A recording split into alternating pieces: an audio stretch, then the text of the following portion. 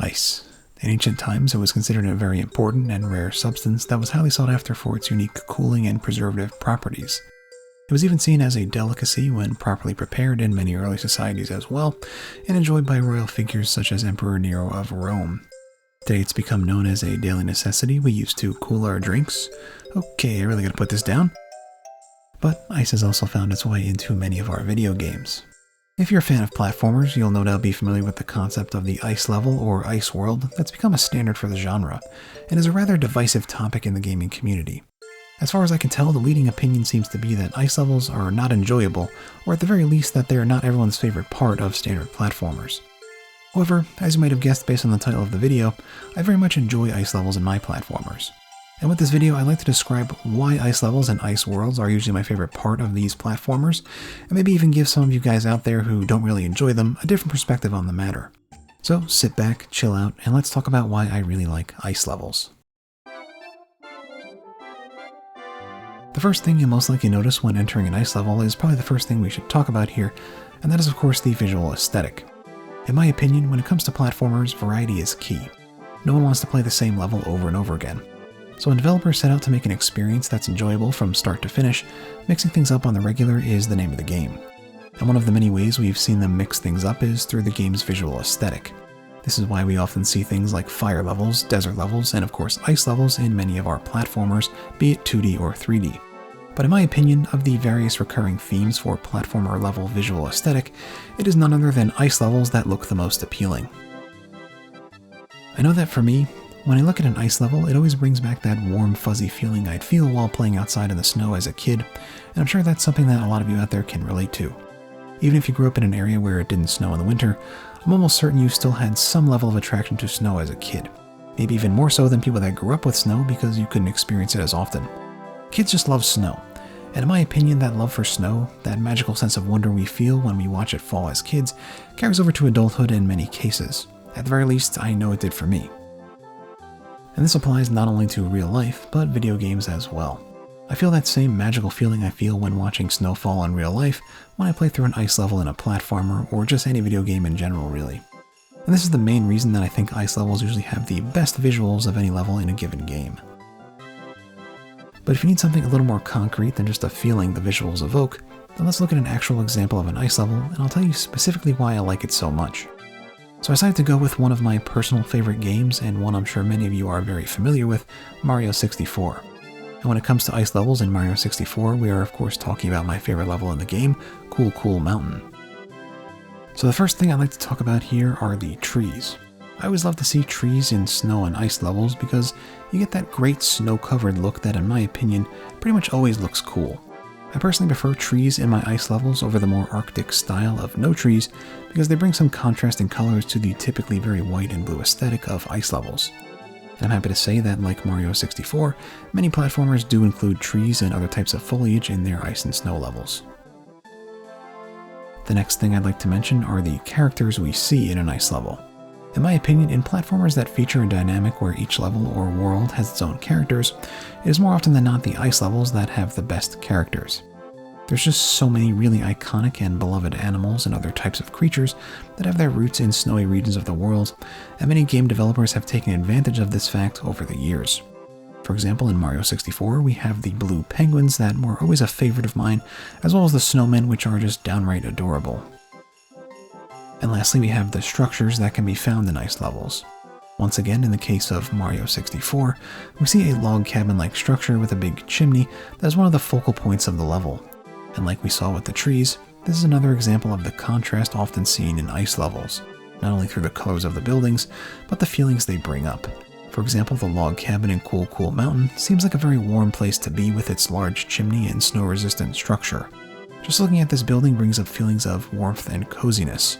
Two things you wouldn't normally associate with frigid environments, but it's actually this coldness that makes the building seem so warm by contrast. And these contrasting feelings of warm and cold are seen very often in other platformers that feature ice levels, which makes me really happy because it's something I personally never get tired of experiencing. But alright, I think that's enough about the visual aesthetic, so let's move on to the next thing that I love about ice levels. If you've watched some of my platformer reviews in the past, you may know that I like to talk a lot about variation in gameplay. Like I said with the visuals, I personally feel that variation is one of, if not the most important thing to consider when making a platformer. And when it comes to gameplay and level design, that is doubly true. For the platformer genre in particular, I feel that it's very easy for sections of a game to feel very similar if the gameplay mechanics and level design don't continue to innovate as the game goes on. And as I'm sure you've experienced at one point or another, this very often leads to boredom. That's definitely something that you want to avoid when making a game. And I believe that the intrinsic properties of ice and snow make keeping things fresh a little bit easier for the developers. Something that I'm sure many of you out there aren't too fond of, especially when it comes to 2D platformers, is the lack of friction we often see in ice levels. You know, when you try to stop running and you think you have enough distance, but you end up sliding off the edge of a cliff anyway because the floor is made of ice. Yeah, that. I'm not gonna lie, it definitely can be a bit frustrating at times, but in my opinion this change to the way the game is played at a basic level is a great way to keep things interesting. And not only that, but it's something that just makes sense to have in an icy area. Another common gameplay mix-up we see in ice levels is freezing cold water, the stuff where you can't stand in it too long or you'll start taking damage. Once again, ice levels take something that you took for granted as being safe or working a certain way, and flips it on its head to make you play the game in a different way. And this is something we see very often when it comes to ice level gameplay. Just based on how ice and snow react to different things in reality, it's always to make a level that feels very unique to the others. Now of course there are many other ways that ice levels keep things interesting through gameplay, like falling icicles, different types of unique enemies, and blizzards, but I think you guys get the idea. Ice levels, like real ice, keep things fresh. I saved this next point for last because it's my personal favorite part about ice levels. Can you guess what it is? I'll give you a hint, I talk about it a lot on this channel. That's right, it's the music. If a game has an ice level, that level's music will be my favorite 9 times out of 10. They're all just such great tunes. I'm talking about Shiveria from Mario Odyssey.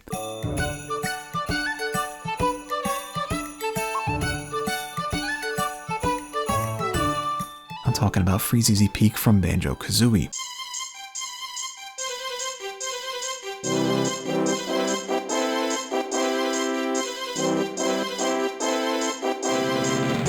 I'm talking about Shiver Star from Kirby 64.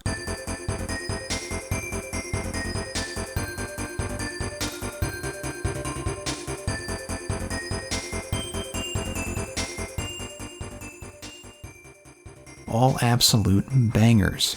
And in my opinion, that's true of almost every snow or ice level theme in a game. For me personally, these winter-themed songs always just make me happy when I listen to them. It's hard to explain, but I think it comes from just the overall fun nature of ice level songs. They always have this really upbeat and jovial sound to them that I just love so much. Also, the instruments commonly used for ice level music, like bells, bassoons, and various types of strings, are all instruments that I personally really like the sound of. In a lot of cases, it's honestly like they just picked out the exact instruments I enjoy and made a song with them. One thing I've heard is that ice level music in one game can sometimes sound too similar to that of another ice level in a different game, but personally I don't agree with this. They do use a similar feel and similar instruments sometimes, but in my opinion there's enough variation, there's that word again, and what you can do with an ice level's music to set it apart from other games. I mean, if we were to call ice level music all the same, we'd probably have to do the same for fire levels, desert levels, space levels, so on and so forth. Of course, areas that share a similar theme will have similarities in their music, among other things, but I don't think that's something to fault the developers for. It's just an outcome of what they're working with. But anyway, ice level music is just always so great in my opinion, and I could probably make an entire video just talking about how much I love it, but we'll save that for another day. As I'm sure you understand by now, I really like ice levels. Their visual aesthetic always makes me feel like a kid again. The options developers have to innovate with gameplay are many, and listening to the often jovial music makes me happy every time. Of course, there are other things I love about ice levels, but these are the big 3 that I wanted to talk about in this video. But what about you guys? How do you feel about ice levels in video games? Let me know in the comments. I'd love to hear some other opinions. As always, thanks so much for watching all the way to the end of the video. It really means a lot to me. I know this one was a bit shorter than usual, but as we talked about in this video, sometimes it's good to mix things up. If you enjoyed what you saw and heard here today, consider giving the video a like. It's always greatly appreciated and helps me out a ton. And if you want to see more content like this in the future, consider subscribing as well. Thanks again for watching, everybody, and I'll see you in the next one. Hack out.